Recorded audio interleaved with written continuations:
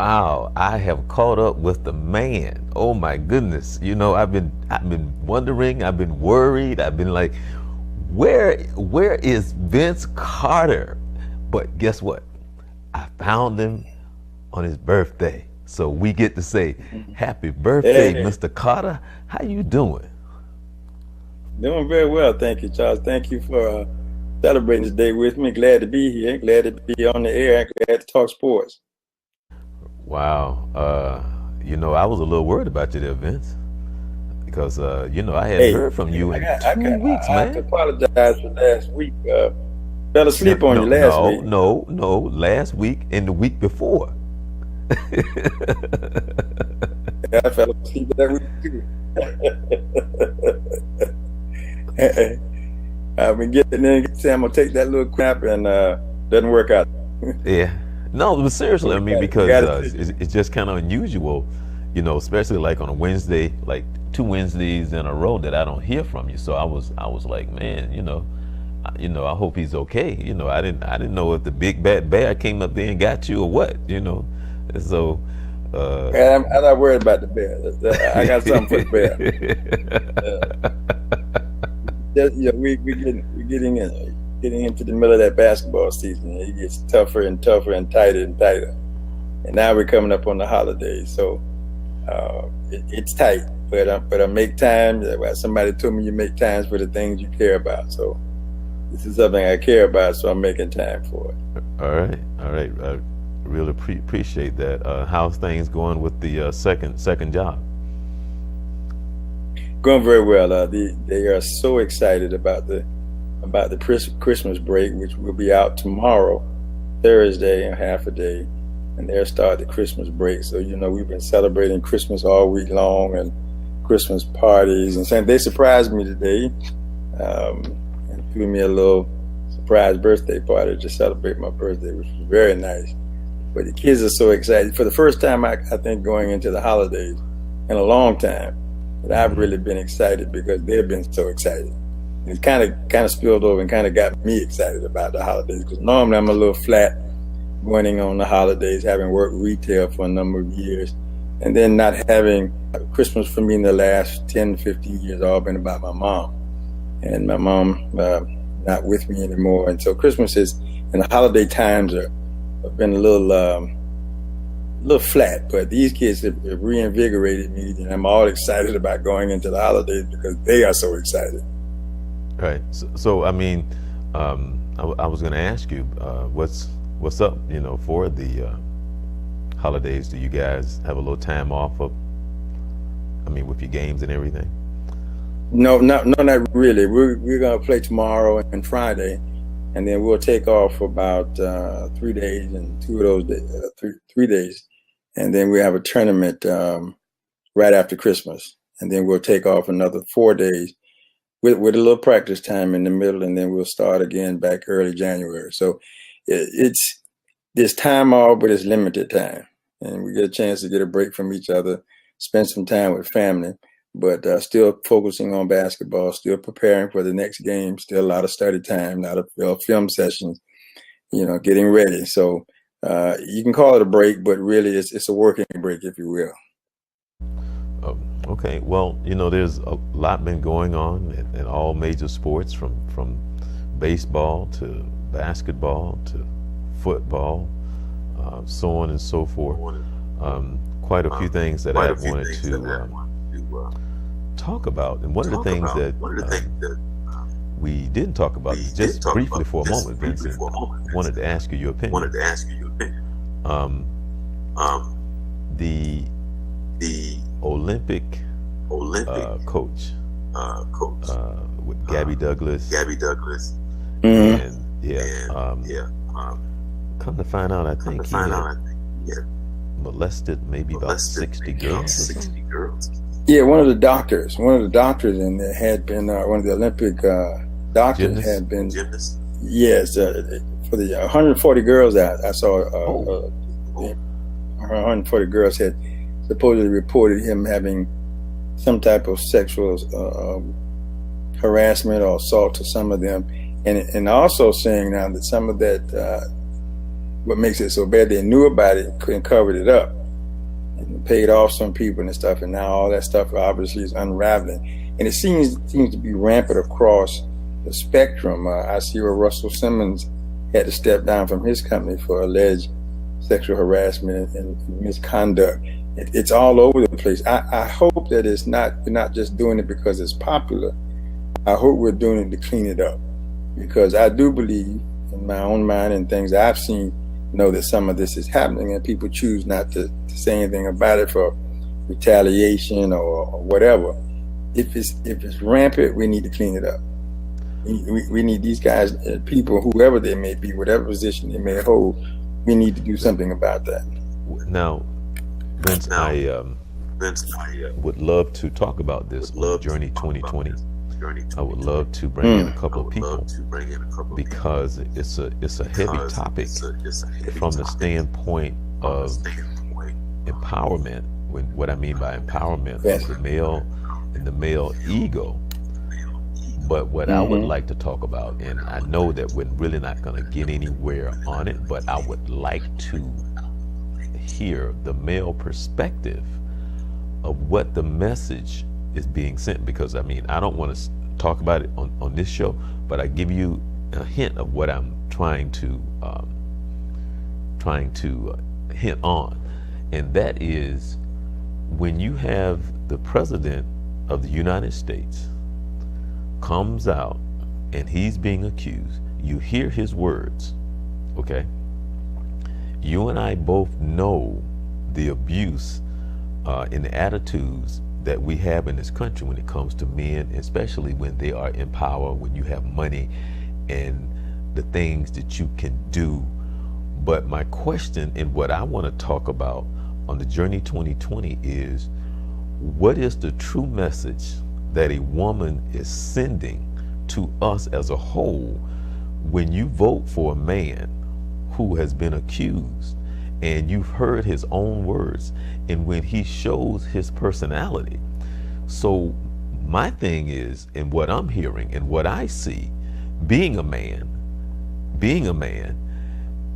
the message to me is that as long as I have enough money and you see me empowered in a place, then you look at me as such that is something that is attractive to you, because I have money. So therefore, there's certain things that is okay, long as I am in a position of power, which is attractive to you. So what is it? What is the true message that you really sending to me as a whole, for every woman who voted for our president of the United States? That's but this is a man-to-man question that I'm having with you, and that would be the discussion because of our perception, how we live, who we are, and our intake in the relationship, because there are so many avenues that you can take. For example, now from the sports standpoint, okay,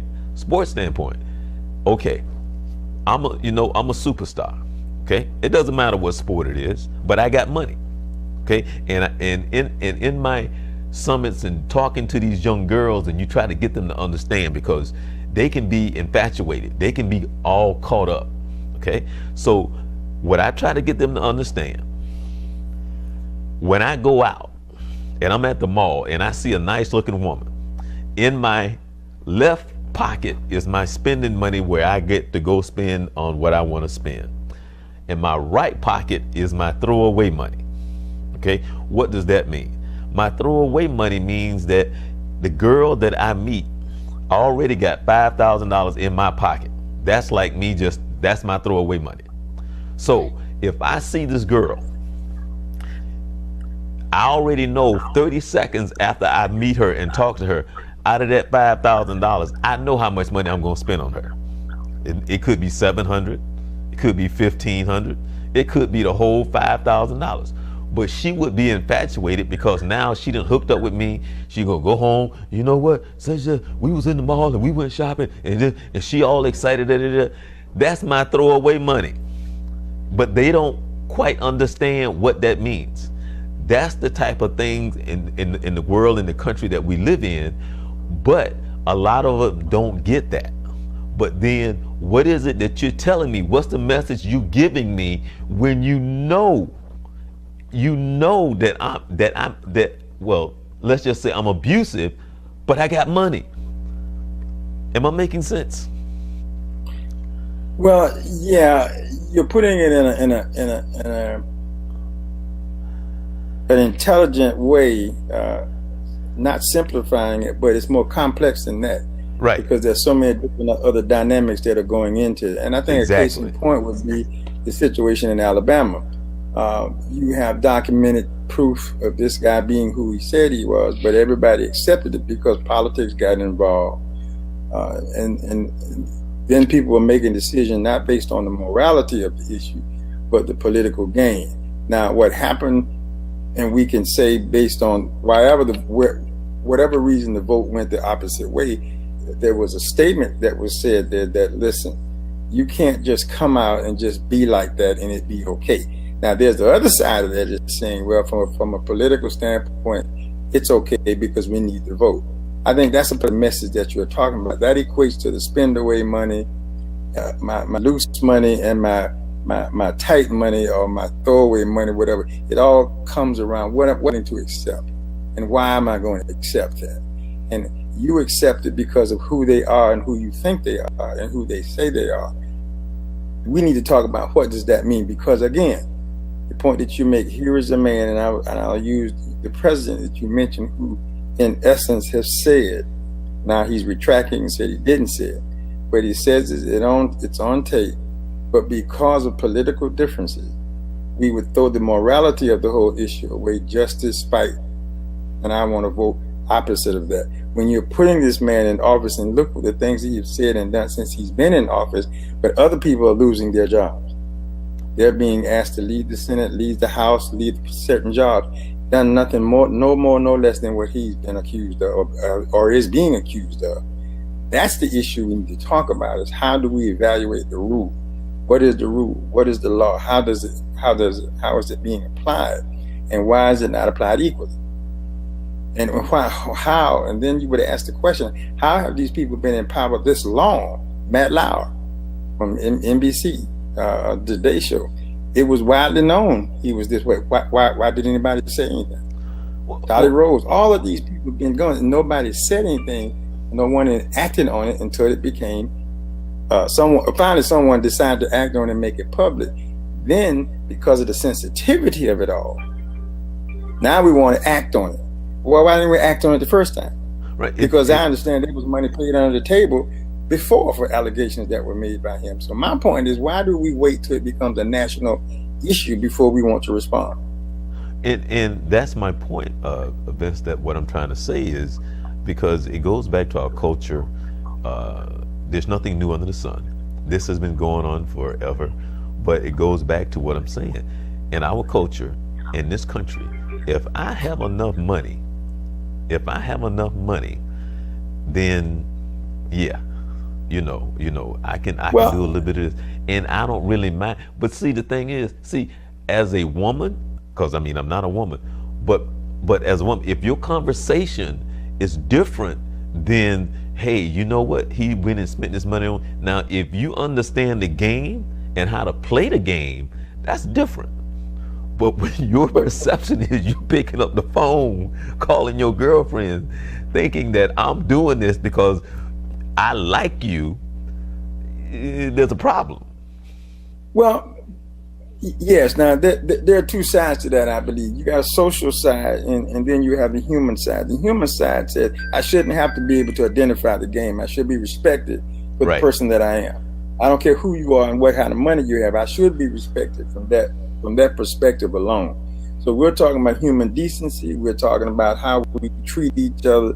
And now the reality of it, the game itself, yeah, people get caught because they're not as mature in the game as they think they are. And the game is a very, very, very difficult game to play. And then a lot of people want to play the game, but don't know how to play the game. So they stand by the material things, status, and all that kind of stuff. But then when you boil it all back down, it comes down to a simple thing that one should not have to There's no reason. There's no reason why people are mistreated like that. And then they're highly covered over the fact I need to keep my job, I need to feed my family. That's just taking advantage of people. So I think we have moral issues we need to address. We need to apply the law. We need to put in laws that we can enforce who the person is. That's going to help that a lot. Now we got to do a lot at home. That your summit that you just had, and the previous ones and the other future ones, we got to do more education. We got to start talking about and showing the difference between the value of a dollar. And let's show people who are fascinated, celebrities and senior execs and people with a lot of money. That's just human nature. But let's educate them on what they're dealing with and how to deal with it. That's the real challenge that we have. Because society is trying to catch up. It's go slow. And we got to do a better job of teaching our kids how the value of what they're looking at and how do you get. There are no shortcuts. We all know that. We keep saying that, and they still believe that there may be, and I hope they find them. But I don't think they're going to do that. It comes back to education. It's education about politics. It's education about life. It's education about you as your self-image and all of that. That's the key to change. I think to changing this. And then holding people accountable. We put them in office and then we turn them loose. We don't hold them anymore and say, well, that's not what you said you were going to do. We allow them because they're who we perceive them to be or who they think they are. So we got a lot of cleaning up to do. But here's the thing that troubles me, the number of people who are being damaged while we figure out how to fix this. The number of people's lives who are being ruined. And these are going to be long-term psychological effects in some cases. Not to mention the immediate impact that happens. So what are we going to do about it? But slap on the hands to the guy that did it, but what about the victim? But see, it blows my mind that the gymnast, doctor, whoever he is, dealing with those little girls, and so many of them. And I'm trying to figure out like how you didn't know this was going to blow up in your face. That, like, to me, that's crazy. Like, how you didn't know this was going to blow up in your face? What happens in that I know you can't answer that question, Vince, but just from a logical. What it comes down to, it's not that he doesn't know it. He doesn't believe that it will. I've gotten away with it. I will continue to get away. It won't happen to me. Right. That's the thing. That's the arrogance of it all. Right. That I'm doing. He's fighting these young ladies. I get it if he was a young dude, but he old as coffee. You know what I'm saying? But he holds over them. But he holds over them the carrot that they're looking for. He can affect that carrot, that opportunity to participate in the Olympic sport. He holds that carrot over them. He has that power over them that he can change it. So that's the key. That's the key to this. I got that part. Trust me, that part I was like, oh, that part I knew. You know, but just the fact that, man, oh my goodness, man, he probably gonna do about 500 years. He should. on one account. I don't mean to laugh, but okay. Hey, your Tar Heels lost that game, man. Did you see the score? I couldn't believe that. That hurts me. That hurts a lot. Being a number 5 team playing the type of ball we're capable of playing. But this is one of the fascinations of sport, is that you have to come out and play your best every night. And when you're a ranked team, you have to know everybody wants to beat you. And you're home, you're number 5, you're defending champions. You got to come play. And I think in looking at it, they started off, Warford was hot from a young man that shot the daylights out of the basketball. And I just think, and they beat the Tar Heels on a spot that I didn't think they would beat them on the boards, which is normally very, very difficult to do. And when you take that away from them, and they stayed behind the whole game and got it down to a 3-point game and had turnovers and missed shots, that's tough. That's tough. That's hard to overcome. They got beat. They got outplayed. They simply got outplayed. So disappointing as it is, but here's the thing about sport: you got to get up and go tomorrow. But see, that's my argument. Every time that we talk about these bowl games, remember what I'm saying? It's not going to change. Well, see, that's my whole point, because they really don't care about a true champion. they care about the money because they sit and they vote not on the actual play, because they don't set it up for teams to get in there and play. 4 teams that they sit there, when it, to me, it should be between 8 and 12 teams. I mean, to me, between 8 and 12. You And can they have, can make it work, of course, but you could. it's not about the true champion, because you have to play the game, and you and I have been around long enough to know the best team does not always win. The best team does not always win. They're not saying that, and that's not predicated on the best team. It's predicated on the 4 teams with the best record that fits their criteria. And out of those 4 teams, one of those guys will win, and that's the winner. They didn't say it was the best team. And they have all these other criteria: strength of schedule, conference play, all of that. Okay, I buy all of that. But you got a UCF team that's undefeated. What I'm saying, out of all the sports, they have that. What? They have a playoff. They have a tournament. Okay. Now all of a sudden, they can't figure out how to do this for Division I football, because it's not about trying to crown a champion. It's just about the money. Well, everything is about the money. The moment they take admission at the door, it's about the money.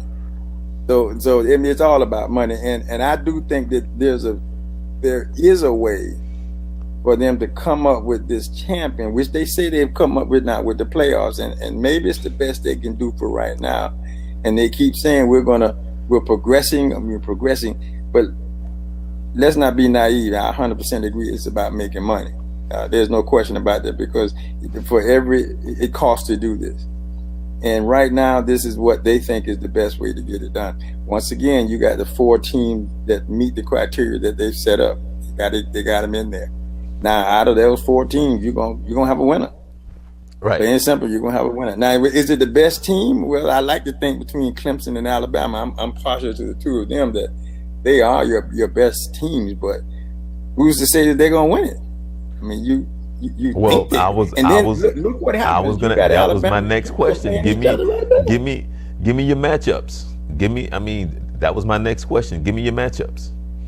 Well, you got Alabama and Clemson right there. I think the winner from that wins it all. I don't care who they play. Well, the way that they've been talking is like Alabama. I mean not Alabama, but Oklahoma is the team to beat based on what they've been saying. Yeah. One of the two between Alabama and Clemson gonna beat whoever it is on the other side. One of them I believe the winner's there. I think that's a championship game. It's a rematch from last year in the national championship game. And I think that's going. Now, that's not to take away from the actual game, because regardless of who wins that, you still got to go in and win it. But I think the winner on that side is going to be the winner. That's my prediction. Well, between Alabama and Clemson, whoever wins that game wins the national championship. When was the last time you can remember a Heisman winner playing good in the playoffs? Because it's just for some odd reason, the Heisman winner always seemed to suck in those bowl games. Now that's where I have an issue. Is I think because of the stigma that it has. I have no scientific basis for it, no legal or collegiate rule or anything. I just think that you should crown that guy once the season is over, whether he's playing in the game or not. I think you announce your Heisman Trophy after we finish all of basketball, all of football. Our bowl games are going, championships are crowned. You name it, because it may be psychological, but every time they crown one going to that game, he has the worst doggone game he has ever seen. And I do believe it's psychological. I don't think there's any other scientific issues involved. I just think it's psychological. But to me, I think it's better after the season. I just think, you're naming the MVP before he actually plays. Well, let him play in the most important game. If he's a part of that championship game and stuff, you should announce that on the backside. But they choose to do it differently, and I guess it's a reason to it. But that's where I have a problem. I disagree with him on that one. Right. Now, I wanted to ask you about the Marlins. Okay, they have been in the news because of the fire sale. Mm-hmm. I heard the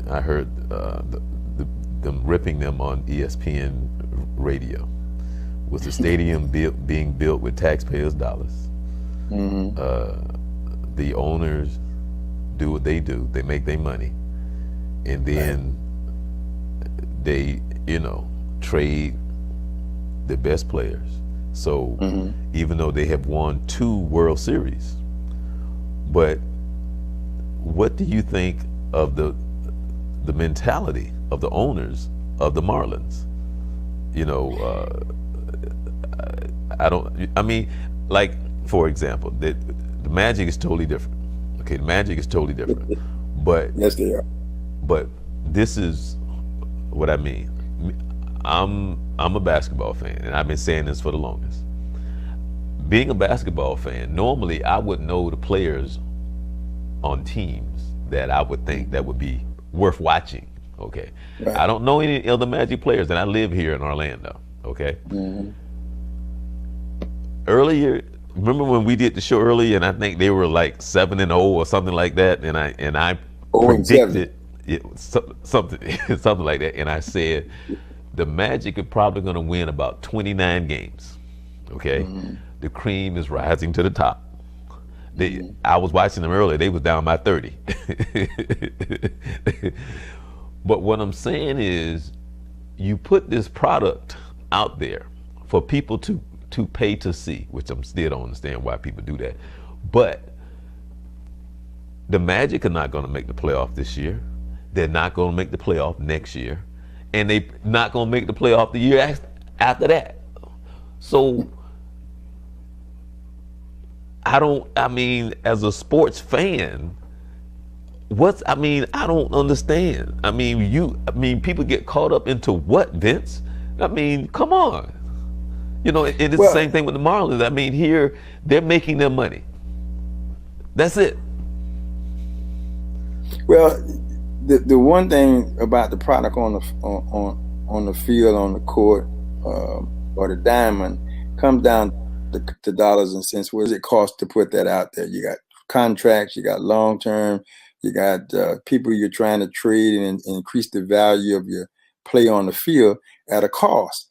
And sometimes what they do, which is based on ceilings and contracts. I got a guy that I won with last year, but I got to re-sign him for 4 to 5 to 6, 7 years, and I don't think he's worth that.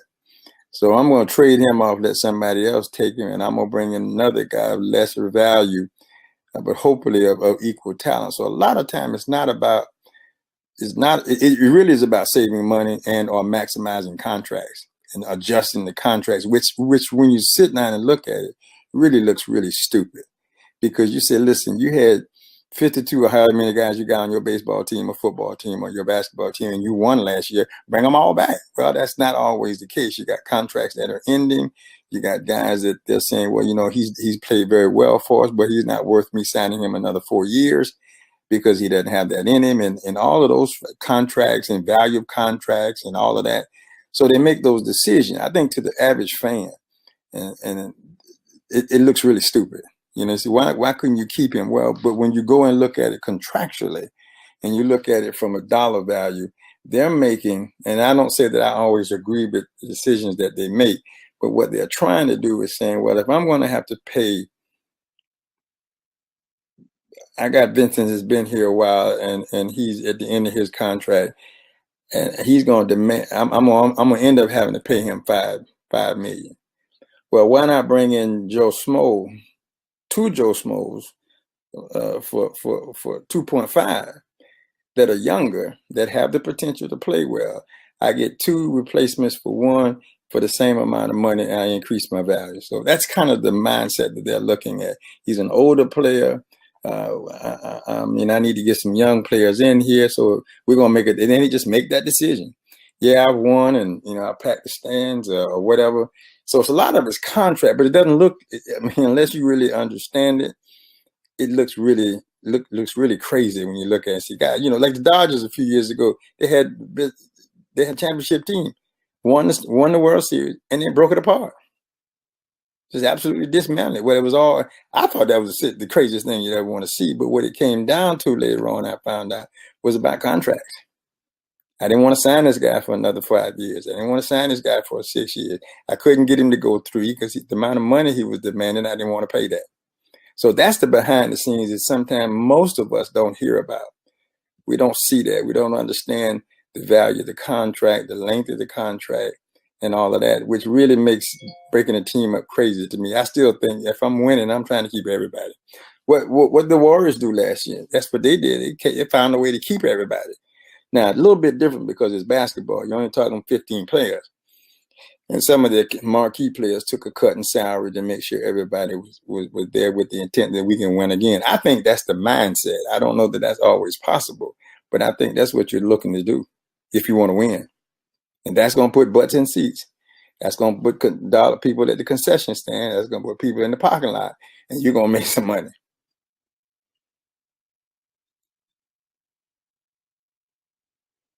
Can't hear you, Charles.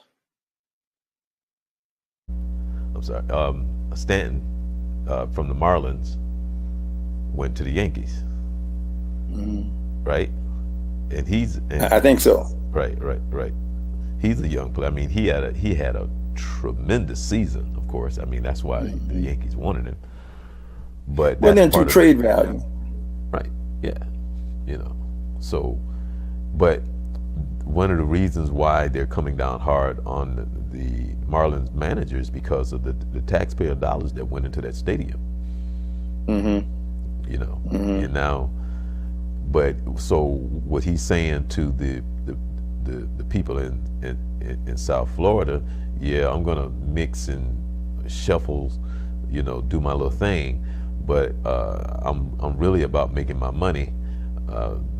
I'm going to put a product out there on the field that that you're going to come see, but this has nothing to do right now with trying to be, in the playoffs, So and then, well, they'll tell you different from that.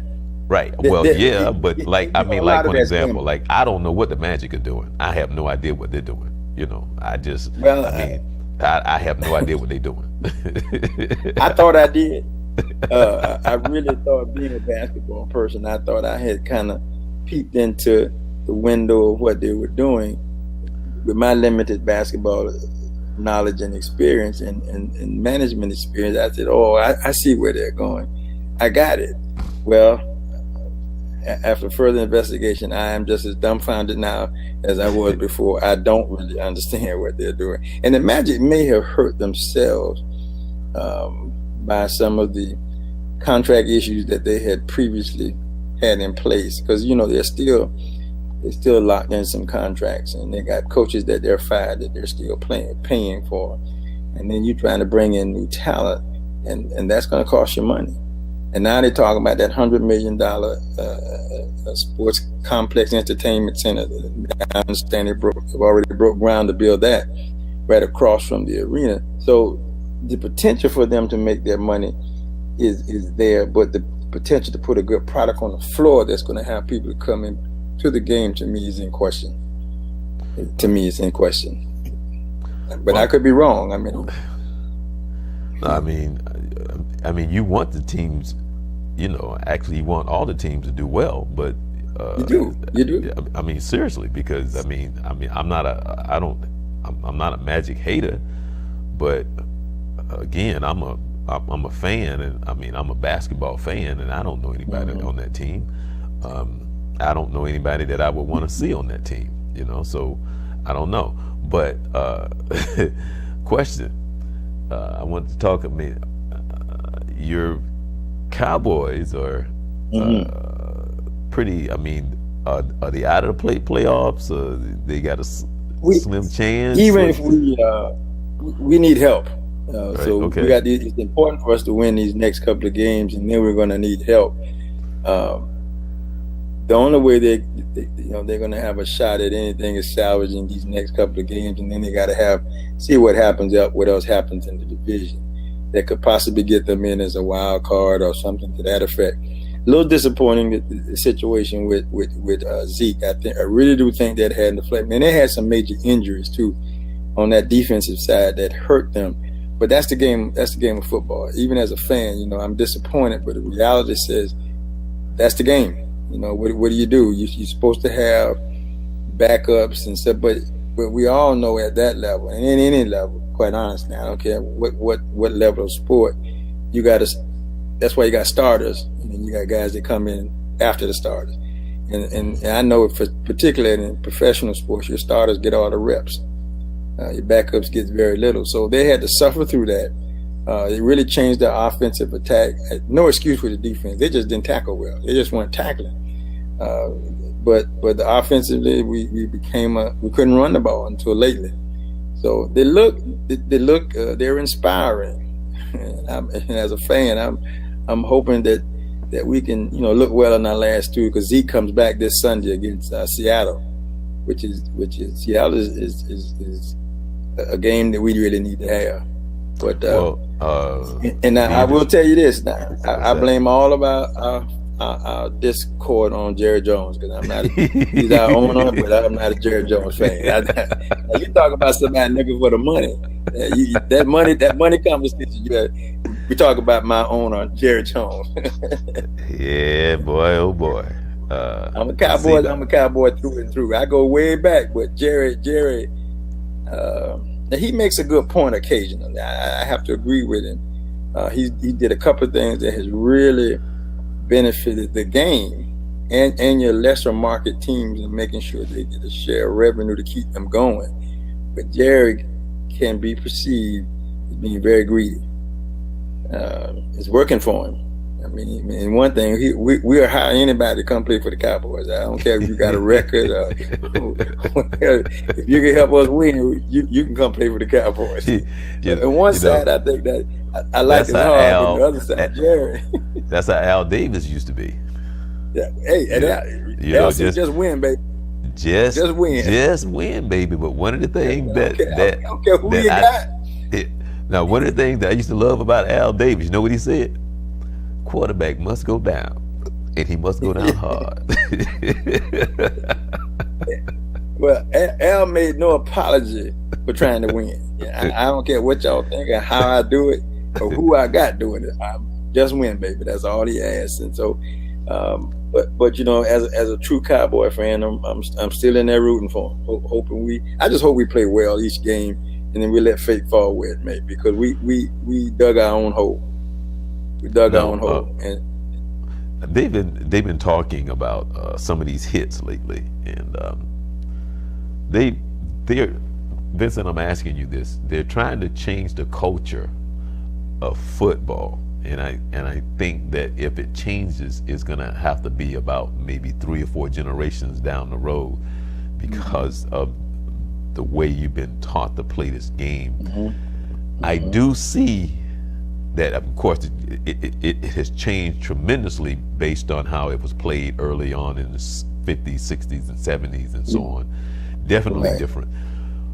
And some of those hits that you be looking for are not there anymore, but you still gonna get those hits. You know, sometimes on some of those hits, they sit there and they go back and forth, and I actually think that they forget that they're watching football. You know, it's football. It's amazing to me. Be like, that was just a football play. You know, I kind of have to agree with you to a certain extent, in that I myself think some of those hits are just football plays. But for instance, they don't want anything above the shoulder, and what they're trying, what I believe, and according to what I've read and what I've seen, is that they're trying to. So many of these guys are coming up with this brain injury, dementia type things, and that's they did it in boxing, because you're being hit in the head repeatedly, and something like these guys committing suicides, and they're finding that when they go in and study these guys, these very severe bouts of depression, and it's all, they're finding this in their brain cells, that this constant hit to the head. So they're trying to protect these guys from their knee, from the waist down, from the knee down. So one time they were having a huge amount of leg injuries, knees and stuff. So they tried to protect that crackback block, which was so popular. They're trying to stop you from hitting that guy from the backside, trying to cut that out. And now they're trying to keep you from hitting this guy in the head. Now, helmet to helmet, spearing into that, but now you still get a good hit. I was watching football last week, and they didn't hit this guy in the head, but they hit him in the chest. And obviously, that put him in flight, and he hit his head and really had a concussion protocol put on him. So that part of the game, I don't know if you're going to be able to change. It's a contact sport.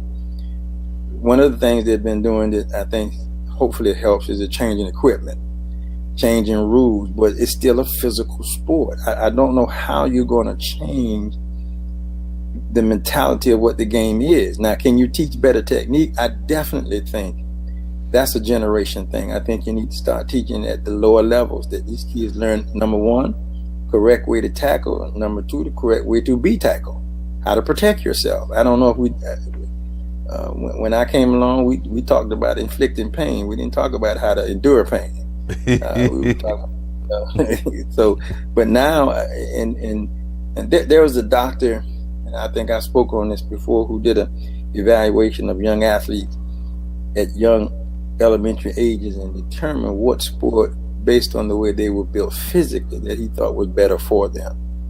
And I didn't believe it in it at first, but I have since, over the last few years, began to look at that and kind of believe, because some kids who want to play football probably need to be playing baseball because of the way their body's built, or basketball. And some basketball players should probably be playing football based on their body build and things that he mentioned. But still, it's about making a very violent game safe.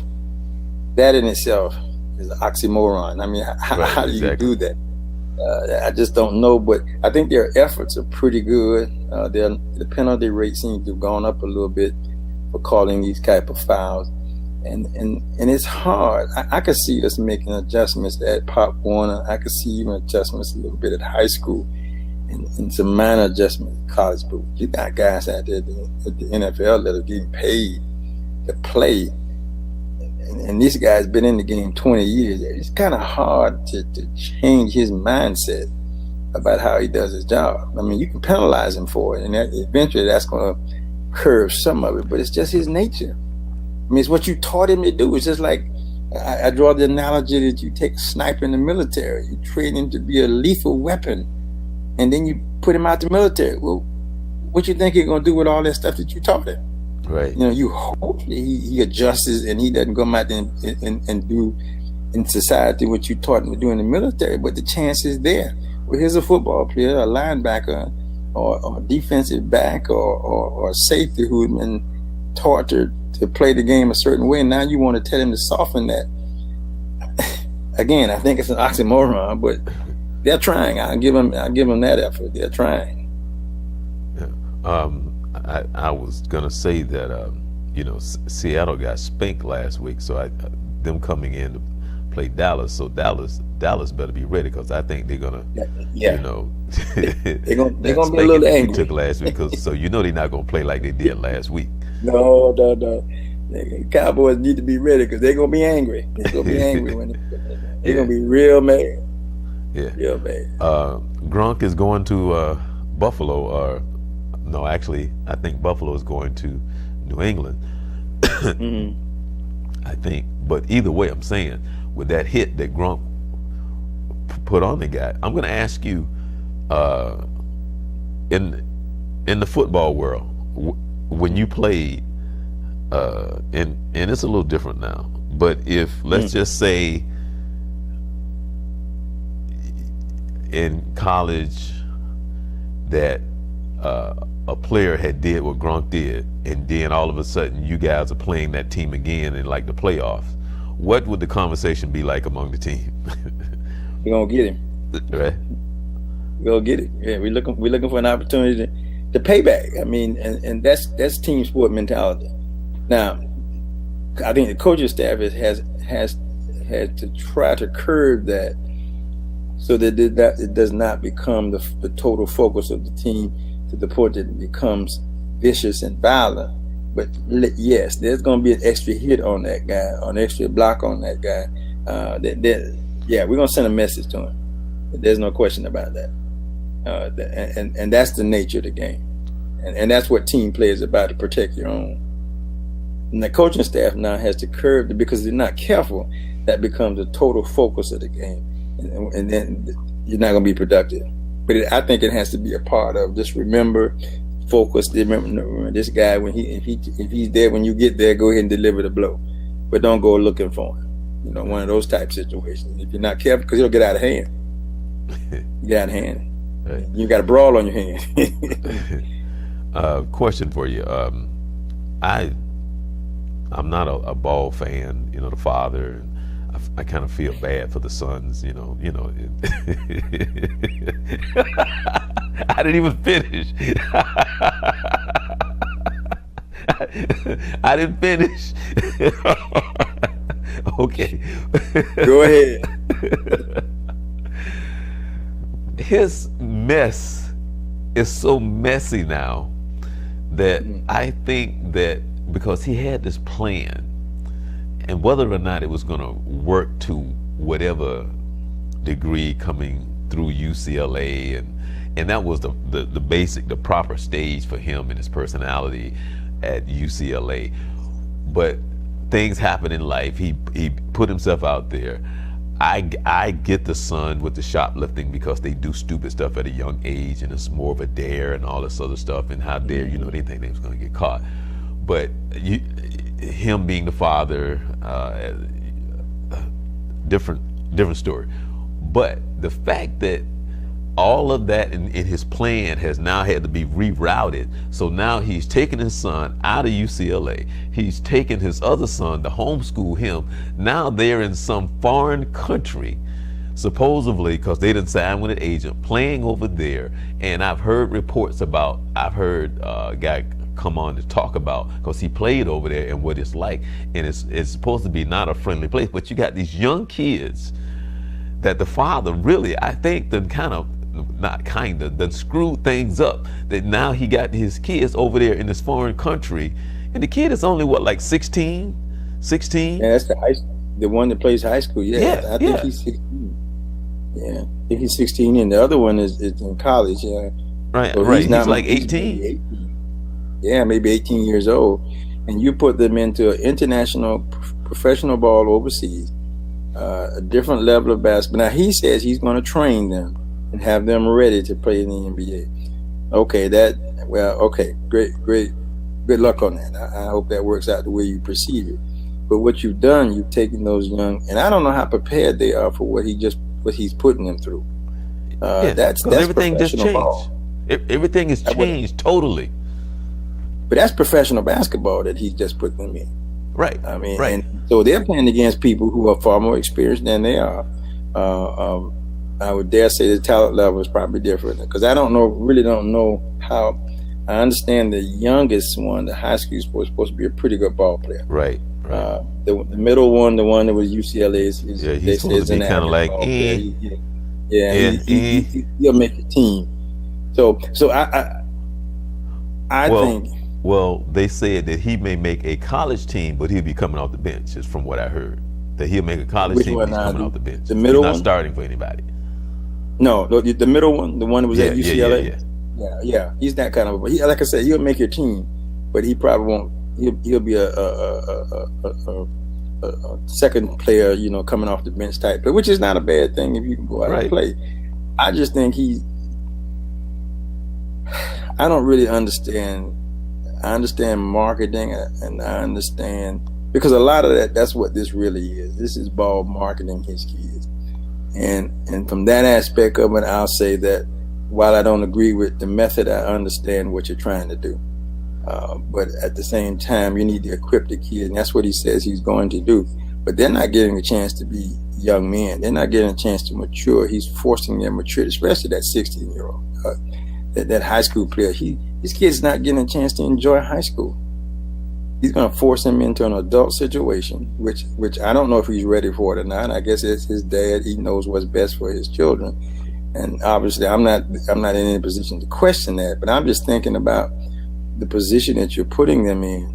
You say you're going to train them, then send them over there. How are you going to train them if they've signed a contract to go overseas? You going with them and train them over there? I don't know how that's going to work. I mean, you're not going to be coaching them. They didn't sign you as a coach. So because originally he was going to take his younger son out of school, homeschool him, and train him himself because he didn't like what they were doing in high school. He decided to take his son out of college, and I'm going to train him and send him overseas. Now he decided to send both of them overseas. They've gotten aged and signed contracts. Right. Charles, I'll be honest with you.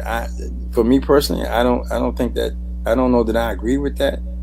But if he thinks it's best for his kids, I mean, that's his call. But to me, I don't think that's the best thing to do, particularly for the high school kid. Take him out of school. If the education is in question, my understanding, that's not the issue. It's about his playing time. You want to dictate how much time he gets. Right. I don't agree with that. I really don't. I think that's a problem. Yeah, so, well, see, I was kind of going through that with my brother, with his daughters, with the twin daughters, and I was looking at him because we've talked about this before, coming from where we came from, but there's something about parents, man. I don't know what that is. It's just like, what is it that you don't understand? Because here they are, they're in 9th grade, they're in 10th grade, they're playing on the varsity, but if you go talk to the girls, they understood. They were able to say what was going on. They understood, but somehow or another, the parents, my brother, thought it should have been a different situation. And after I went and talked to the coach and she explained to me, I said, well, that makes sense to me. But somehow the parent, just whatever that is, my child should be. And I'm looking at him, I said, you better be happy I'm not coaching him. Because you probably wouldn't be talking to me. I've been on both sides of that coin, and as a parent, like every parent, you want the best for your child. You want them to play. You want them to, to have a great time out there.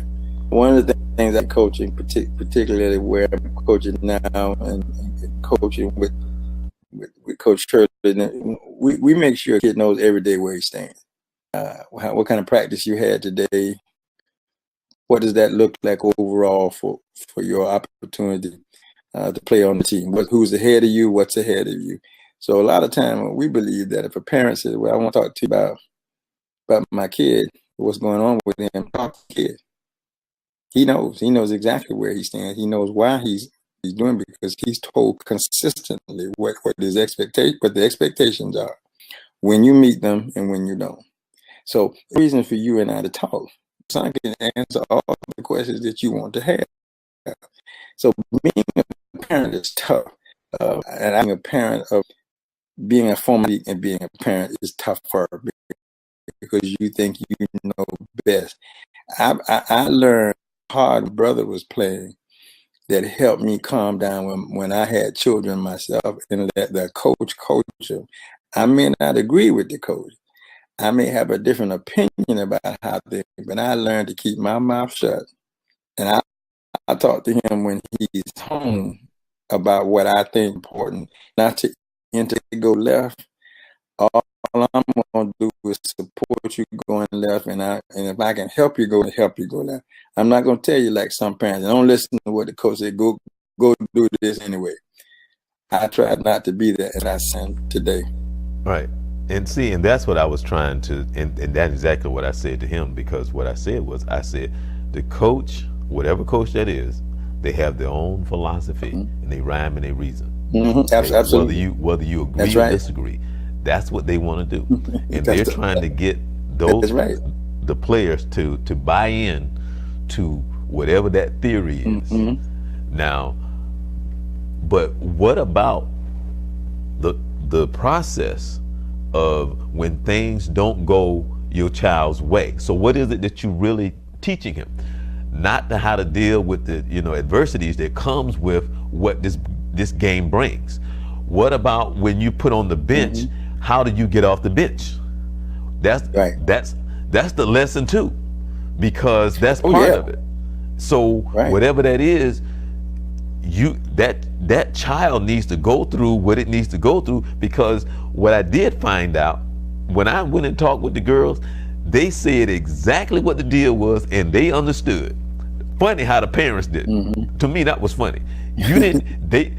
They said exactly what it was. They understood it, and they said, we are not as good as the juniors and the seniors. They said it. We're freshmen, blah blah blah blah blah blah blah. Okay, and they said this and that. In addition to that, the coach said, well, a lot of times they haven't been to practice, they're out of shape. When I do put them in there, they're winded, the whole gamma of like, oh, okay, all right. So anyway, I'm just saying it because it just blows my mind that sometimes these parents. Oh, I did mention on the show, I think it was last week or week before last, that we had talked about Oliver Lee. And I don't know when the last time you talked with Oliver, but I would love to have him come on the show so we can talk about what it's like, first of all, being Vince Carter's brother. Second of all, what is it like to take that travel in the different countries playing ball? What is take us through that, and then we can all talk about him and your son based on what I've seen and what you saw him as a player, and how did that all balance out to make Vince Jr., your son, be the player that he is. Yeah, that's an interesting idea. In fact, I just talked with him yesterday. Oh, really? And I was speaking with him. Yeah, he's in Milwaukee, and we spoke yesterday. I did not get a chance to speak with him yet today, but I will bring that up, and maybe we could do this and put him on, because I think that'd be interesting to hear the experience, the different coaching philosophies and coaching principles that he's had a chance to experience from high school, college, and then playing overseas, and actually playing in the NBA for a very brief time before going overseas and playing. The conversations I have with him about it have been fascinating. The things that I'm saying to him when we're having this basketball conversation, break it down so I can understand, because he sometimes, as if we all understand it the same way he does. And I remind him, while I coach the game, I'm still in the process. But it is very interesting to see how he breaks things down. And I think that's based on, having played at a higher level and has a really great coaching. So that would be, I think I can make that work. Well, see, the thing is, I would love to ask him about the game today, because I hate it. It'd be very fascinating answer he could get. Because I don't know. I get it from the standpoint that from the professional level, they have made it fan friendly, fan entertainment. It's about the fans because it's about them making their money. But the game, the game that you love, the game there is a safety issue. There's a small safety because the game that you and I are most familiar with, at least the one I remember, the one I'm fascinated, it used to be a no holds barred. You weren't going to attack that rack and get away with it. You coming down the horns back in those days. No, you're not coming up down this lane. You might pull up and shoot that jumper. You're not coming through this lane. That's all changed somewhat.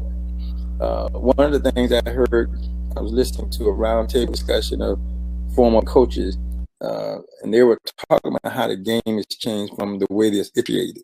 Some of the rules have changed, to speed the game up, to make it more entertaining, but also try to curb some of the injuries. But it has changed the game. Now the influx of people changed the type of ball player. You don't see your big man is fading away a little bit by a little bit.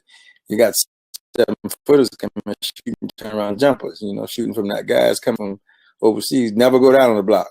The only time they go down on the block is they pass through there. They don't box, they don't go down there to post up. Everybody's shooting. All that's changed. The 3-point line changed. I really think that had a major change in the game. And so the game has, and again, to your point, to make it more, to increase the entertainment value, we added these things that makes the game more exciting. This most recent cover by City, I think that makes sense because you got a long season. got a long season, 82 games plus. Yeah, you need to sit them down sometime and rest them. But I heard some of the old players say we played 82 games and we ain't rest one night. So it's a mentality. It's and TV. So I don't know what I'm kind of like you game, but I like the college game. The NBA has become so predictable in how it's played. I still enjoy watching it, but I'm really intrigued by the college game. It's much more exciting. It's not as predictable. It kind of gets you. For me, from a coaching standpoint, it keeps me on the edge of my seat to watch the adjustments and the game plan, the strategy. Here in the NBA as well, but it's disguised so well. It's just going out who has the best hand that night. In college ball, it's totally different. And I tell you, the women's game has evolved a lot too. And I, my own personal standpoint, and now watching the women's game, I never would have done that before. But I'm kind of intrigued by that game, the way it's being played. It used to be so very fun. It's exciting now. They got girls out there dunking that ball in a heartbeat. Not struggling to dunk, but putting it. It adds that flavor to the game. So it's all about. It's a different kind of game. There's no question about that. It's more of a finesse game. It's not as rough as it used to be. It's still rough now down in the paint. They still banging down in there. They won't let them bang like they used to, but it's rough and it's rough down in that paint. Them big guys down in there at it. Overall, it's more of a finesse game. NBA wins out anyway. Yeah, well, I don't know if you remember, but the past 2 Saturdays, the city of Orlando had what they called the holiday shootout. So your team, even your team Mount Verde was there. So they played 6 games each Saturday. So I got a chance to broadcast the games, and so yeah, it was fun. Well, what was your opinion of the game? What was your opinion of the games? Competitive? Oh, actually, the games were really good. Good. It was both boys and girls. And so saw some really good games, and Saint Academy, Vince, had 2 starting 6th graders, and they could play. That blew my mind. 2 starting 6th graders. Can you imagine that? 6th grade playing varsity point guard. That's amazing. What physical structure? How big were they? About 5'1", little something. Wow. And Vince, when I say they were taking the ball to the basket, this little 6th grader, she is. I kept looking at the paper, going, "This girl is in the 6th grade." You know what I'm saying? And she was like the leading scorer. Yeah. 6th grade. Excuse me. That's one of the things that's fascinating about the game today too. With all of these other changes that we have, you are seeing an evolution of younger players coming up, being reasonably skilled for young ages too. Because I've not seen the 6th graders. I have not seen that. That's my first hearing about a 6th grader. But I've seen some 8th graders and some young 9th graders that are playing at a level that is amazing. You wouldn't think that they would be able to play at. And I think that has a lot to do with this year-round basketball, that right. Kids get a chance to play and improve and work on their game. Well, that's what I was saying. I'm so jealous because I was like, we didn't have this when we were coming up. It's like, wow. Yeah, amen. Yeah, right. Exactly. Right. But what I'm going to do is I'm going to send you the game. So I want you to see these 2 little girls. There was one in particular. Okay. Number 0. I'm going to send you a copy of the game. So you're going to be impressed. Trust me, I'm serious. I'm going to share that with our girls coach here at the high school, because we have a freshman who's in 8th grade last year, the 9th grade this year is starting on the varsity. A heck of a young, great kid, outstanding athlete, and really is going to have a very interesting high school career. But again, I watched her play as an 8th grader. I watched her play as a 7th, 8th grader, and now a 9th grader.